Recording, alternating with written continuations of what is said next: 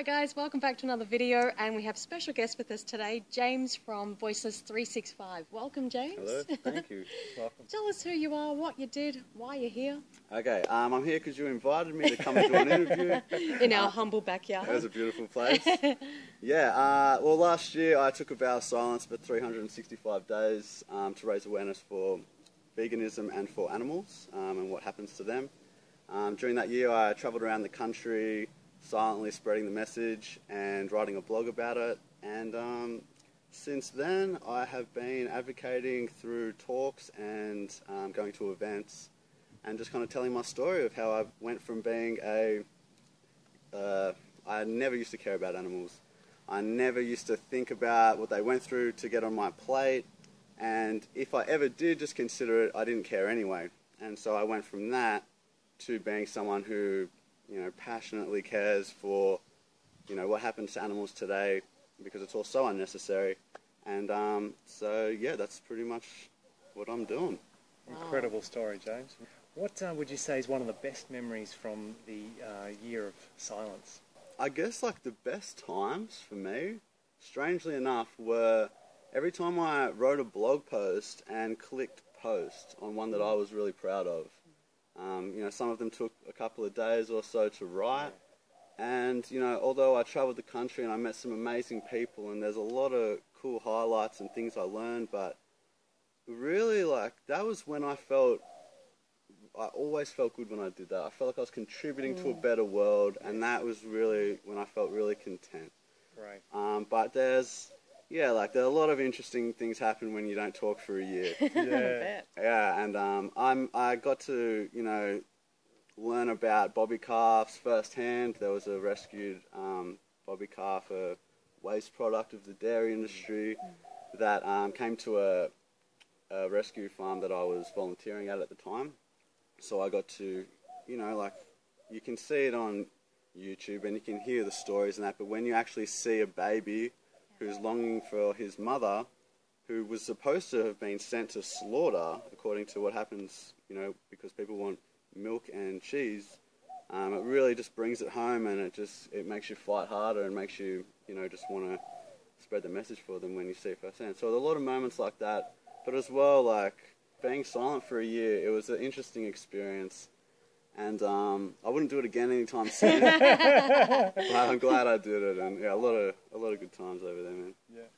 And equally, was there a challenging time that comes to mind in particular? Obviously, there were many challenges along the way. Is there something that stands out? There is, actually. The first thing that came to mind, I went to Bali, and you know, there's already a language barrier. Okay. There was this monkey who I named Sebastian that was in this cage. It was like about a 4 foot by 4 foot cage, and this like poor monkey was just purely for entertainment for the people who visited this pub, and he's stuck in there all the time, and he didn't have water in his cage, he didn't have anything in this cage actually but him.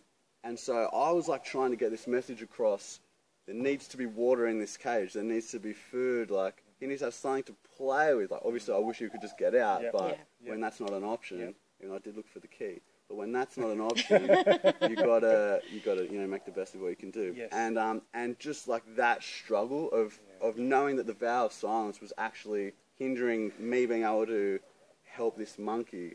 I ended up like buying like a water thing and hooking up some things in there for him. But I just found that like so extremely frustrating that they were looking at me like, I don't know what you're saying, and I'm, you know, there's this monkey in here suffering and, you know, going crazy. So that was like really a hard time.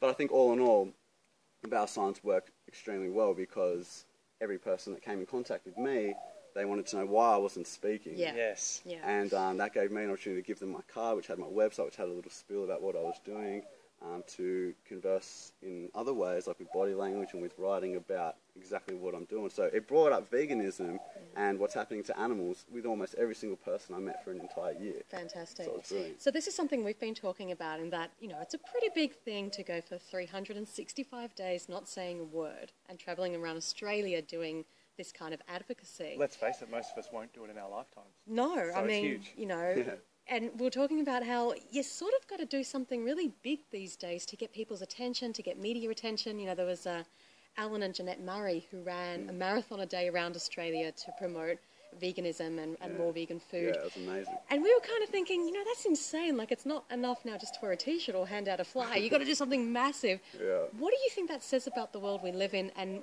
what's the next big idea? Like, what can we do to attract attention? Yeah, well, I guess there's just so much. It's always drama, drama, drama on the news. Like, people are really intrigued by drama. And that is exactly why I did the vow of silence, because I thought, like you said, no one has really done this.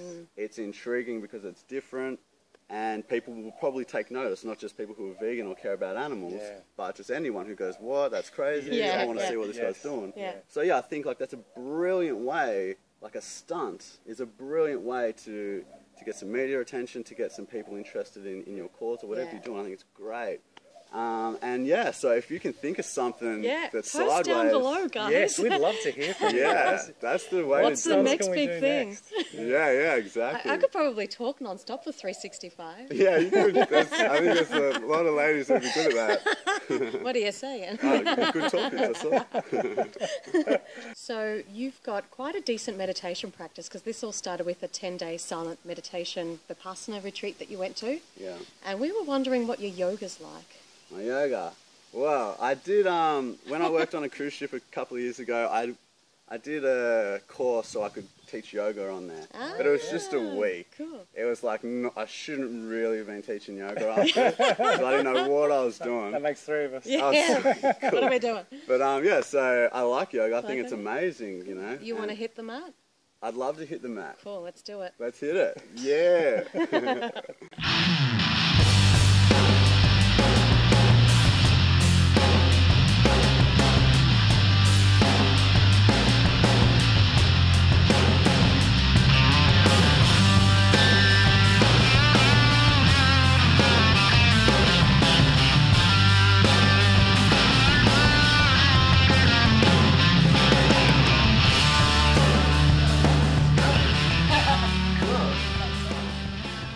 So there we go, worked up a nice little sweat.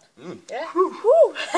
Thanks so much for being on the channel, James. It's been great having you here in the backyard. Awesome. Yeah, it's my pleasure. Thanks very much for having me on. You're welcome. Thank you. It's an inspirational story. Hope you guys have enjoyed this. Yeah, we really appreciate it, James. Thank you so much for everything that you're doing for the animals and for people on the planet, spreading a very positive message. Thanks so much, mate. Thanks, man. And You guys, too. we're going to post all of James's details in the description box down below. So go and check out his website, his blog, support him in every way that you can. Post any comments you might have for him down below, any questions, and keep watching James's channel as well. You're on YouTube? Yeah, I've got a few videos happening too. Perfect. So we're going to post all of this down below. Thanks so much for watching, guys, and thank you, James. My pleasure. Thank you. Cool. See ya.